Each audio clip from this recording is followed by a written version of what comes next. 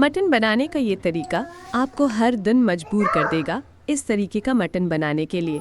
बिल्कुल आसान तरीका मैं आपको बताऊंगी कि किस तरह आसानी के साथ लाजवाब अच्छा जायके के साथ मटन बनाने का बिल्कुल आसान तरीका।